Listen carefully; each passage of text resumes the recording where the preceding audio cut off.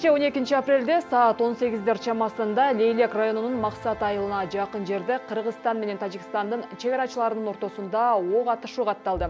УКМКнын чегара кызматынын маалыматында Лейлек районунун Селиккана аймагында коңшу мамлекеттин чегарачылары Кыргызстандын аймагына 20 метрде кирип келген. Алар чегара сызыгынан өтпөгүлө деген эскертүүгө баш ийген эмес. Кыргызстандын чегарачылары эскертүү иретинде асманга ок аткан, жооп иретинде тажик чегарачылары Кыргызстандын аскерлерине ок чыгарган деп айтылат маалыматта. Атышуу токтоп, бирок сүйлөшүүлөргө карабай кайра уланды. 12 апрелде президенттин Баткен облусундагы ыйгарым укуктуу өкүлү Абдикарим Алимбаев жана Тажикстандын Согду облусунун жетекчиси Раджоббай Ахмодзада баштаган эки тараптуу делегациянын жолугушуусу өтүп, чыр-чатактарды алдын алуу, чектеш аймактарда орун алган окуялар жана аларды чечүү жолдору талкууланган.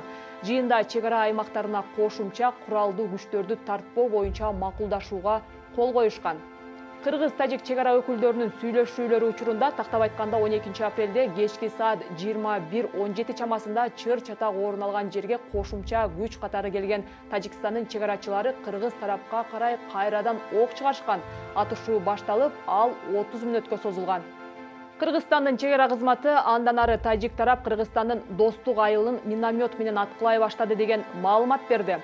Атышууда кыргыз тараптан бир чегарачы жараталган. Ал Лейлек аймактык ооруканасына жеткирилип, операцияга киргизилгени кабарланды. Бул арада кыргыз-тажик чегарасындагы кырдаалды курч деп баалады. Ал эми саат 22:15 карата тажик тарап Баткендин Достук айылын миномет менен аткылоону токтоткону кабарланып, бул учурда эки тараптын чегара өкүлдөрүнүн сүйлөшүүсү жүрүп жатканы айтылды. Саат 22:30 карата чегарада кырдаал чыңалган абалда деп бааланды. Ал эми саат 22:50 тажик тарап Лейлек районунун чегарлаш айылдарын миномет менен аткылоону токтотуп, 20 мүнөттөн кийин Баткен районунун радар 1 аймагын мезгил менен аткылаганы жана ок атышуу орун алган аймакта Тажикстан кошумча куралдуу күчтөрүн тартып келгенин кабарлады.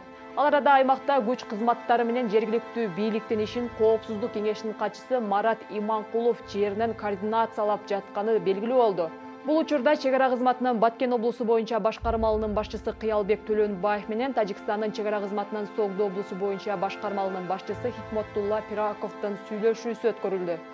Анда окуя болгон аймакка тартылган кошумча куралдуу күчтөрдү кайра чыгаруу макулдашылды. Эки тараптын сүйлөшүүсү Тажикстандын Овчи Калача көзөмөл өткөрүү бекетинде жүрүп жатканы кабарланды. Жергиликтүү эл эвакуацияланды. Лейлек районунун чегарага жакын интернационал Максат Достук Борбордук арка жаштык айылдарынын тургундары коопсуз жайга чыгарылды. Аталган райондун тургундары айылда эркектер калып, аялдар, балдар жана карылар коопсуз жайга чыгарылганын жазышты. Президенттин Баткен облусундагы өкүлү Абдикарим Алимбаевдин Азаттыкка билдирген маалыматына ылайык, чегарадагы соңку ок атышууга байланыштуу эки тараптуу сүйлөшүү таңкы саат 7:de аяктаган жок жана уланып жатты. Бирок аймакта абал салыштырмалуу туруктуу экени айтылды. Ал эми чегарадагы бул жолку атышууда Кыргызстандын эки жоокери жараат алганын Саламаттыкты сактоо министрлигинен билдиришти. Алардын бири учурда Лейлек районунун ооруканасында жатат. Биринчи хирургиялык жардам көрсөтүлдү жана абалы орто экени кабарланды. Экинчи аскерге алгачкы медициналык жардам көрсөтүлгөндөн кийин анын абалы канааттандырарлык болгондуктан амбулатордук дарыланууга жөнөтүлдү. Тажикстанда бул окуялардан кийин 3 чегарачы жараат алганын Спутник Тажикстан сайты өлкөнүн расмий булактарына таянуу менен жарыялады. Алар Хистеварс ооруканасына жеткирилген. Жараат алгандардын экөөнүн абалы өтө оор деп бааланган. Бирок Тажикстандын улуттук коопсуздук боюнча мамлекеттик комитети кырдаал боюнча расмий комментарий бере элек. Кыргызстандын чегара кызматы Кыргыз-тажик чегарасындагы соңку ок атышууга байланыштуу эки тараптуу сүйлөшүүлөрдүн жүрүшү тууралуу маалымат берди. Анда алгач тараптар Тажикстандын Овчи Калача көзөмөл өткөрүү бекетинде жолугуп, чегарага тартылган кошумча күчтөрдү алып кетүү, эки өлкөнүн кеңири курамындагы делегациянын жыйынын 13 апрелде күндүзгү саат 11:00 ок атышуу болгон аймакта Лейлек районундагы Селиккана тилкесинде өткөрүүнү макулдашты. Ушул тушта аймакта күч түзүмдөрү күчөтүлгөн тартипте иштеп жатышат. Кыргыз-тажик чегарасындагы соңку ок атышуудан улам жалпысынан 17 миңден ашуун адам өз алдынча коопсуз айылдарга чыгып кеткен. Алар бала бакчаларда, мектептерде жана тургундардын үйлөрүндө түнөп, эртең менен эрте кайра үйлөрүнө жеткирилди. Кыргызстандын чегара кызматы Кыргыз-тажик чегарасындагы соңку ок атышууга байланыштуу эки тараптуу сүйлөшүүлөрүн жүрүшү тууралуу маалымат берди.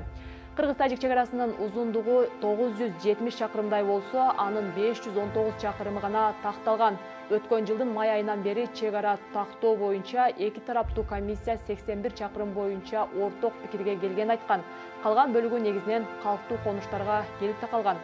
Эки өлкөнүн президенттеринин кездешүүлөрүндө 32 чакырым жер тилкеси боюнча эки тараптуу макулдашууга келгенин тажик мамлекет башчысы айткан. Июлдун аягында тараптардын топографиялык топтору дагы 40 чакырымдай жер боюнча документке кол коюшкан.